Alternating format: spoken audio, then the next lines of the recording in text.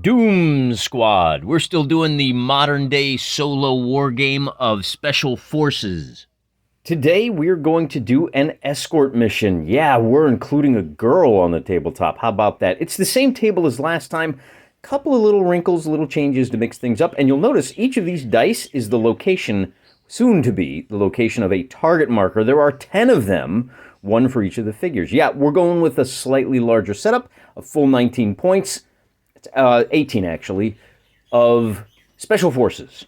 This is the same fire team as last time. We've got our overall commander with 3 riflemen. Notice there's no scout.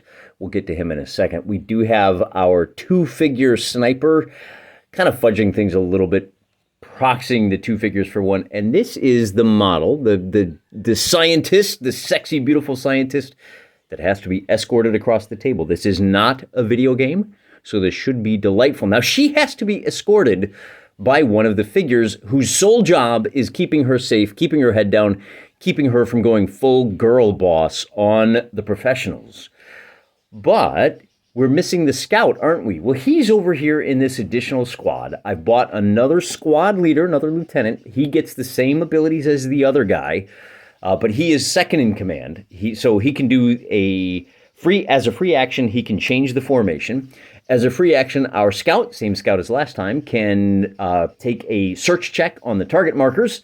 And then we have 2 more squaddies. So these guys can fire away at will. In fact, I'm thinking maybe we put her with this squad right there. And that way we've got essentially our scout squad keeping her safe. And then we've got a couple of fire teams who can keep Overwatch.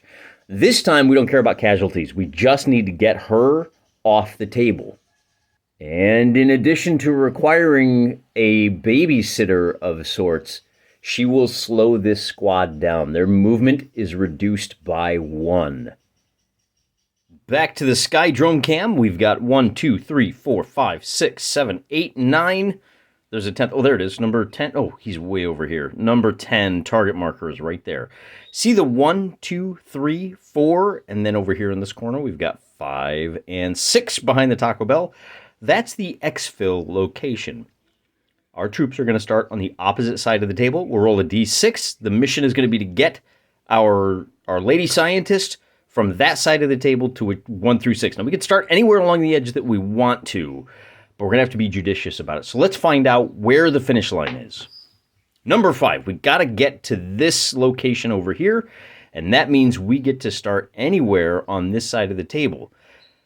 We'll be able to stay away from some of these. I think the key here is because we're coming in on this side of the table, the question then becomes, where are our spawn points? 1 spawn point per unit. Since we have 3 units, we've got 1 up there, 1 over here, and 1 down here. Remember, once the shooting starts, you roll for each spawn point, and I think it's on a result of a 6, another target marker gets dropped. This one might be a problem. Now, bear in mind, we could sprint right across the table, but I put my target markers in some very inconvenient locations. We are wide open through here, and we've got this guy right here. We'll be able to spot us right away. So the plan here might be get as close as we can to this guy. Maybe identify what he is. It might actually be a little easier to identify these couple of guys and try to sprint through the gate. We can spend 1 action to open the gate, then everybody else can move through without having to climb it. So that might be an option as well. Let's deploy our troops. We'll leave a couple of squads back here for support, and we'll put maybe we put this squad on point, and we circle this sniper around to here to provide covering fire, and then our escort our escort squad can follow up along the rear. That's probably the best way to do this, I would think. And with that, I've designed myself a bit of a pickle. Notice this is 15 centimeters across. It's 12 centimeters from this target marker to the fence. Swinging around this way, we've got just a little bit of space. We're far enough away if we get into this area. We can consider it behind cover because of this lumber over here. But then we're wide open once we get to this point. And with a spawn point right there, we really can't afford for the fireworks to start popping off. So I've changed things up a little bit. I've put the free spotter right here. And I think we could probably justify something a little, I don't know, maybe this sounds cheap to you. The name of the game is to see without being seen. we have the advantage that we can see up to 12 centimeters through cover, or 24 centimeters if the target marker is in the open, which means even in the open, if we're in that 12 to 24 band, we can make a spot attempt. For the bad guys, it's 12 centimeters in the open, meaning this target marker can see to right here. And because the truck is in the way, that target marker can see 8 centimeters. If we stay between it and the truck, it can only see to here, which means this squad, as long as it stays south of the corridor here, we could probably move him to a point where he can make a spot check. But I think we're within 15. I think we go ahead and use our first action to try to spot this marker. We're going to try to figure out what it is. To make our spotting check, we roll a d6. And on a 1, we fail. On a 6, we identify that marker plus the next nearest. Because this is a scout, it doesn't take an action, and we get a +1 to our die roll. With a result of a 4, we identify this target. We flip it over, hasn't been activated yet, and it says there's no target there. There's nobody there. Oh, that's great news. It means we have a little bit more freedom of action in this area, and we can use both of our actions to move. The scout, because we are in column march, normally we would only move 4 centimeters. We get a +2 because we're in column, and then an additional +1.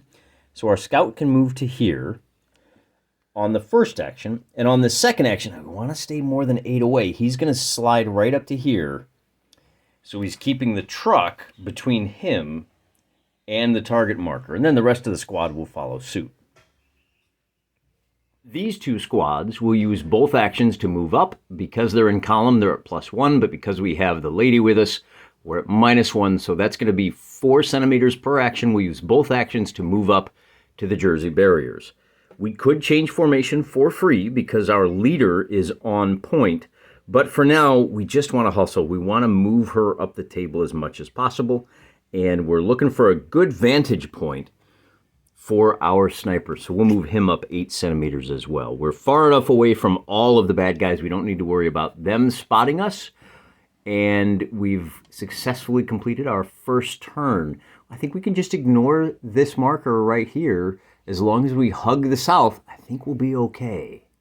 For turn number 2, I don't know that we have any choice. We are currently within 12 centimeters, conveniently enough, of this target marker. Because we're within 12, we can make our free spot check to kick things off. We get a result of a 3, and we will reveal what that is without triggering the actions of this thing.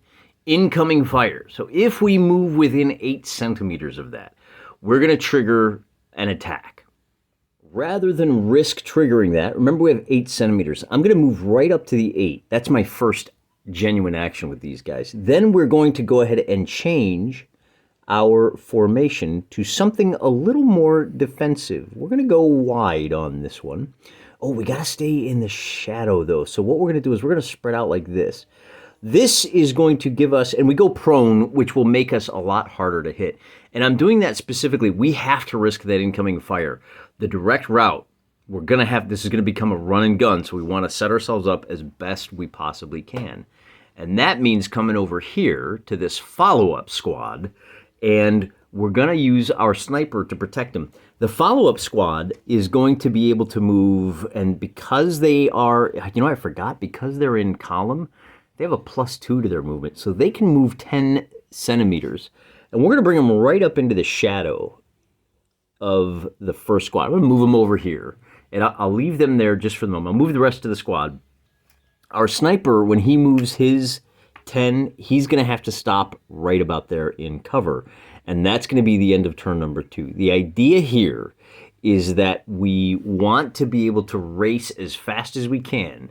We're going to use this squad. Now, they don't get the bonus for the defensive bonus anymore, but that's okay. We're going to use them to eat that incoming fire. The bad news is we have to risk the incoming fire. I don't see any way around it. The other bad news is we're likely going to be in the open. The good news is we can do this in any order we want. So this sniper team, we're going to try to get them into position to cover our retreat. We can move them 10 centimeters. That'll put them right here. And that's all they can do for now. I'm not going to move these guys. I'm going to keep them where they're at. And we're going to change formation on these guys. Actually, no, we want to keep these guys as is. And I'm going to hold position here because I want on the next turn for our sniper to move up to here and take up position. Come to think of it, maybe we're better off putting him over here. And that way he's got fire at this. He can shoot at anybody appearing on the table. Let's do that. Then we can move these guys. Our scout he already knows what's coming. So we just have to move it. We're gonna race. Now, as soon as we hit 8 centimeters, this flips over and it gets, well, maybe it gets triggered. In this case, we take incoming fire. And because we're in the open, that's not great, but we're an extended line, so that's good. I'm going to remove this. What the incoming fire means is we take a number of shots equal to the roll of a d6. So we're going to take 2 shots. These are from enemy shooters. They hit on 5s, and we got a 4 and a 4. That means nobody got hit. So some ineffective fire from somewhere. Doesn't really matter where. Because we're an extended line, if both of those had been hit, normally we would make 2 saving throws in the open. That's hard to do to avoid being suppressed. Just for the sake of completeness, because we're an extended line, we get an extra save. We're in the open, we're only going to be saving. They're going to be suppressing hits, so we save on 6s. We would get an extra, oh look, that extra one saved us from a single suppression on one of our figures. He can't move or fire unless the squad takes next turn off. That's not the case. Both of those shots missed, but I wanted to show you how that rule works. We've already moved our sniper. Now we can move our lady friend here, and we do have the option of moving. Again, remember, we're in column formation, so we're going to stay in cover, and we're going to leapfrog ahead of these guys in extended line and wind up somewhere right about there. I might have cheated and bought myself an extra centimeter or 2. It's fine. What's not cool is forgetting that gunfire risks revealing target markers. Interestingly enough, in the enemy phase, test for each target marker within 24 centimeters of a firing unit or team that is within observation of a range team of a team that is not firing. So you check on the enemy's turn. In other words, I probably could have moved these guys up the full distance of their movement. I was thinking, so you can move through that 8 centimeters. That does change the nature of the game a little bit, doesn't it? These guys can only move 10, and they have to wheel. So let's do this. I'm going to bring these guys up to the front again, and I'm going to wheel them a little bit. But that means pushing our scientist lady back just a couple of centimeters like so. And we can spread out like that. Okay. But do need to check for the spawn point because that is within 24 centimeters of any firing. So in my mind's eye, what happened here is the enemy, the enemy forces, some behind enemy lines, scared kid popped off a couple of rounds because he saw shadows, and his LT came out and smacked him on the head and said, "What are you doing? I don't see anybody out there, you idiot." Nobody else cares. There's just a couple of pot shots, and he said, "Okay, I guess I didn't see anything." That's kind of how we rationalize and justify. But the sound of gunfire, somebody didn't get the memo. Somebody's outside the zone of influence of that lieutenant who's yelling at his raw recruits. And that means there's a chance somebody comes on here. We have to roll a d6. And on a result of a 1, we draw a new target marker. We get a 2, so no new target markers. At the end of each turn, after all firing has been done, the spawn point will not be tested if a unit is within 6 centimeters. Oh, we should check that. Oh, that's a good point. This sniper is holding down this position. So we don't have to check as long as we can stay within 6 centimeters. Moving on to the next turn, that means we might as well go ahead and bring our sniper over here. We don't have to test for this guy, even if there's additional firing on this next turn. And since we're in the middle of that next turn, we're going to check our distances. 8 centimeters takes us to the corner. You see what I mean about how challenging this is? Our scout is going to have to put himself in the open. Remember, those guys can see us. There's no way to get behind cover. The trick, what you really want to do is, I guess we can go with a 12. We can use one action. How far away is he? 5 centimeters would put him. If we use our first action to change formation, we'll go back into column so we can score the extra movement. And then we'll move him up to within like 13. We'll put him right there. So I know we're in the open. We can make a spot check on this guy, but he can't see us unless we close to within 12. And bear in mind, he is within 12 centimeters of the edge of the table. So again, we have to move within 12 centimeters. This is gonna be triggered. The only question is, what can we do about that? I think the first thing to do is let's make our free. So we use one action to change location, change our formation. Our second action to move just a couple of centimeters, and our third action to check that out. Remember, we get a +1. So with a 4, it's going to be revealed. And it says, enemy cavalry. Well, wait a minute. Okay. Enemy cavalry is for when you are playing this game in the Napoleonic era, or maybe even the rifle and saber Civil War era, maybe even in World War I. But in the ultramodern, there's nobody on horses. There is another target marker for vehicles. So we're not talking about mechanized cavalry here. We're not talking about the reborn 7th Cav with the helicopters.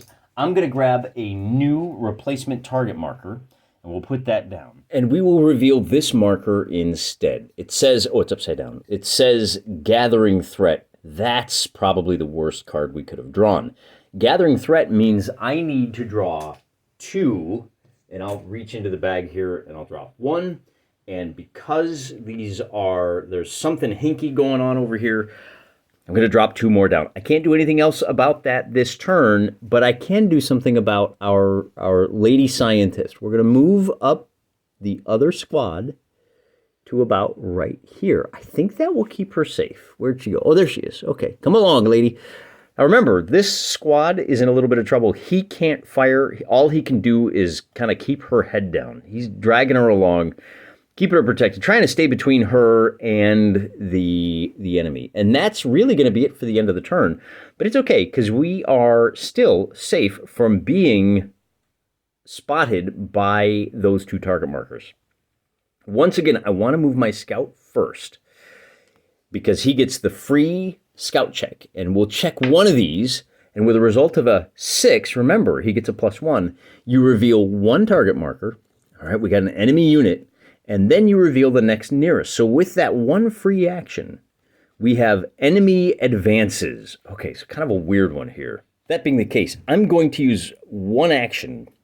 Well, first we're going to move up to that just within 12 centimeters. Then we're going to use 1 action to move into line abreast. All 4 of our figures are now facing the enemy. They can all shoot 90 degrees forward. Normally, when you're in column, like these guys here, oh, you know what? Let's move them up this way just a little bit, because we're going to bring our column down around to here. So our leader and our scientist lady are going to be in column, and they're getting ready to make a break for it, while the unit between them and the enemy is in line, and they're going to be able to move up, draw some aggro, start shooting at these guys. That leaves the sniper, who I think, let's go ahead and use 1 turn to get over the fence. And we'll just set him right here in cover. So if we come up, I can show you. He is now going to have, now that we're focused, line of sight to see this unit of figures when they are finally triggered. We don't have to check for the spawn point because nobody fired. I think we're good with this turn, and now it's time to let the festivities begin. First, we move our squad with the package up to here. We'll keep her away from the bad guys. Now, they can only fire to the left as you're looking at the screen. This squad has to wheel if they want to move, which I think we do. I think we're going to leave him there, and we're going to bring them both up to here. We know that, so what would that be? We'll wheel him back like 3, and then they can move. Since they're not in column, they can only move 5 more. So we're bringing them up something like this. And then we could even bring our sniper up 10. We're going to bring him a little bit closer. We're going to set him up right there. And because we are within sighting distance, we're in the open. You know, we probably should have... Ooh, these guys are closest. So we know it's going to be an enemy unit. You'll notice that we have the advantage here. We have the initiative. We get to call when everything pops off. We can set our forces up however we want. The enemy unit will appear with D6 figures, 5 altogether. And today we're going to use these ugly black-clad, they got clubs, but this is like a genuine insurrection. Not the kind that you have to fake and hold hearings about, the kind that you have to ensure that the entire security apparatus of a country has got their back, and you convince them that no, you're really the defenders of liberty, and your violent tactics in the street that go unpunished are part of how peace is created. So they're going to appear, and then remember we have the enemy advances that occurs at the same time. So they appear and they immediately move D6 inches towards our special forces. 5 centimeters, because we're gaming in centimeters. That might have been done in the wrong order. I think this is the appropriate thing to do. Because there was one target marker that was really 2 target markers and they're revealed at the same time, I think you do the advance first. Because this is the turn where the bad guys, the opposition force first appeared, now you check to see what that unit reaction is. A strong case could be made that we should have turned over this, rolled for the reaction, carried that out, and then done this second one. Although on the other hand, maybe we should have advanced first, which didn't mean anything because there were no units on the board, and then made the unit appear and roll their reaction, which would have negated the second. I think that would have been cheaper. I think this is probably the most reasonable way to do this. Hey, you spotted these guys moving, they were moving towards you, or you didn't realize how quick their reaction would be. I think we're fine. So as usual, we will start with our D6 die roll to find out what their reaction is. And on a 1, basically, they would rally. On a 6, they would, the unit would advance and not fire if it has no suppress. But because we rolled a 5, we have to run down a little checklist. 2 to 5 units and 2 to 5 figures will fire. 1 suppressed figure is rallied. If it's out of range, it will advance 1 move and then move into range. If the unit withdrew this turn, it will halt. So what this means is these guys are going to open fire. And they will open fire with the small arms that I probably should have declared earlier on. These guys are going to be armed with a combination of, let's call it, pistols and shotguns. For some reason, these guys are normally on the side of the disarm civilian movement, but I guess the normal rules don't apply to them. After all, they get to cover their faces, and there are 5 of them, so this is going to hurt pretty bad. They're going to open fire.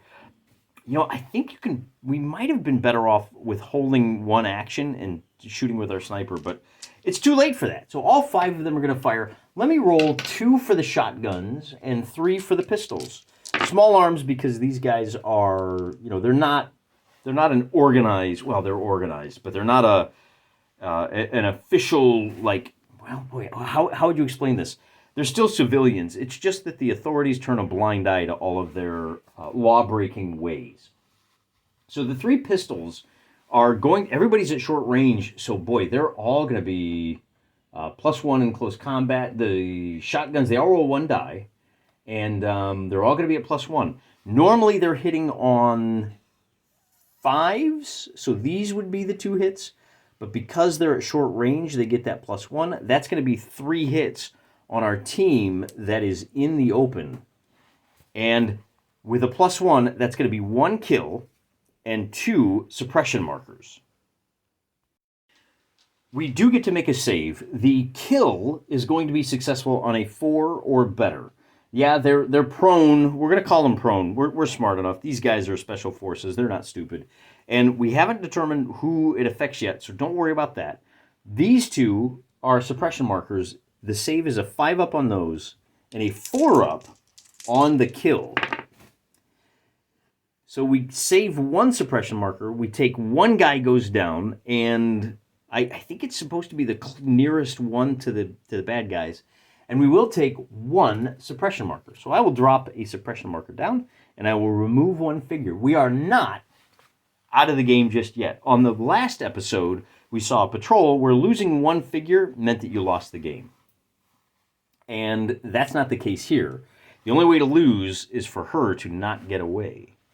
Then, because gunfire has erupted, well, it's not our gunfire. Oh, any gunfire. Let's check the distance to, this is 24 centimeters to the, see, this right here is the 24.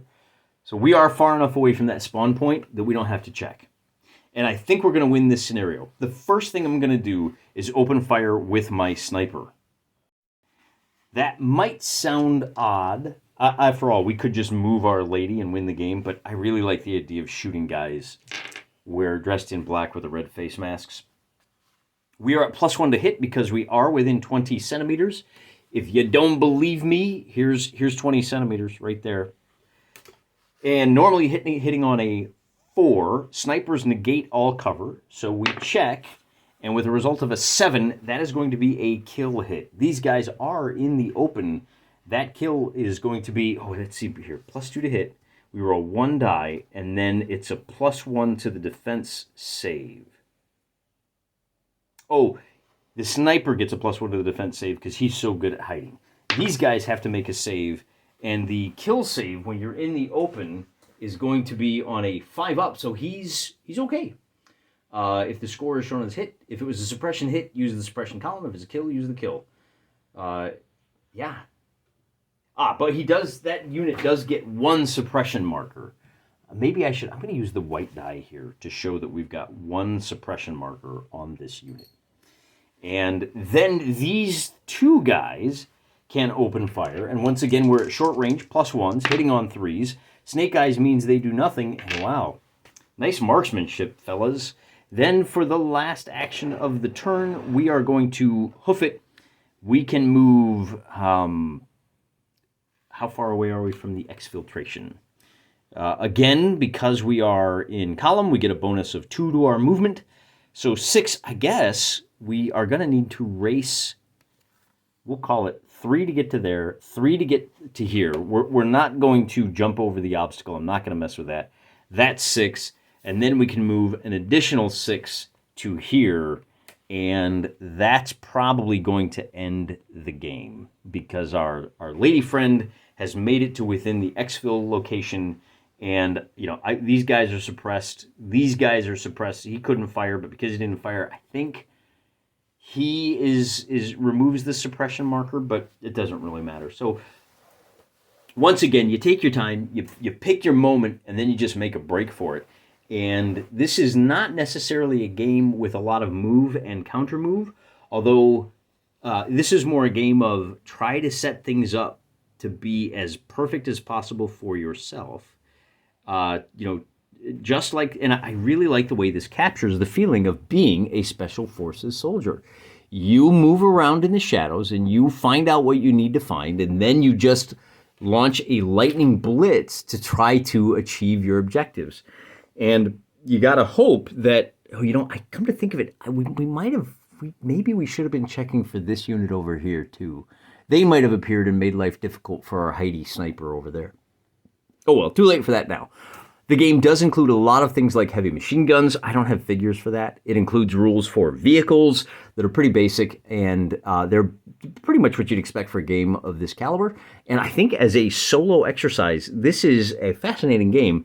And as usual, a lot of the fun is just reading through the rules and scratching your head and going, man, I don't understand how this works at all. And then getting it on the table and kind of tinkering with it and puttering around until it all kind of locks into place. As I said last time in the fumble through, once you get going, it moves pretty smooth. And with the addition of other fun target markers, you can see how this thing would really take on a life of its own. You've got enemy strong points that can occur. Little sandbag emplacement. Maybe it's just drums that hang out there that provide additional cover for when your other... Oh, look, an enemy MG. They could move up and take that position. And now they've got cover, and it makes life a lot more difficult for your guys in this area. We do have, in addition to the standard enemy units, there are things such as enemy to the rear. If we'd drawn that, then we would have deployed another unit back where the snipers were. We've got enemy vantage point. I'm not sure what that does, to be honest with you. I'm not going to look it up right now. We saw enemy artillery, a gun emplacement. Break out the cannons, boys. We saw the RPG last time. I showed you the enemy machine guns. What else do we have here? Oh, you know what I forgot? The other thing I wanted to show you before we close out, that is event cards. You draw one of these per game, and some of them are really bad. Mission compromised. I don't even know what that means. Let's take a look-see. Some of them can help you out. Artillery support. Boy, we could have used that one today, huh? Let's take a look. Close air support. The player's forces will receive close air support. Up to 2 enemy units can be attacked with a maximum of 1 strike. 2d6 rolled for each attack with a +2 to hit bonus. Mission compromised. A security breach has alerted the enemy. The players must place 2 enemy units on a flank table edge. The location will be randomly determined. So an additional d6 +1 figures test for their reaction during the normal phase of the turn. In other words, you could draw one of these cards and have reinforcements show up. Hey, how about that? Or even if you're doing like a simple sneak and peek where you're not hoping to flip any of these over, maybe the enemy got some intel and suddenly there are 2 units on the table that are making reactions and hunting you down actively. So that can change the entire tenor of a game as well. There's a lot going on here. Civilian crowd, oh man, they appear and they don't like you. You're in enemy-held territory here. So we might have had to drop some red hats down as civilians had we exposed that. But we didn't. You know, instead we just had a little good time exploring a little rule set, doing a little modern. Good looking table. We don't see a lot of the moderns on here. I combined some of the desert terrain just to make it. I guess this must be like Santa Fe based on the architecture. Maybe this is part of that Civil War where, you know, the people show up and say, no, you don't understand. We're miniature war gamers. And then we got to scratch our cheek and go, yeah, well, what kind of miniature war gamer are you? The best kind. The kind that subscribes and comments and does the YouTube shuffle for me. Tell your friends. Till next time, I'm praying for you.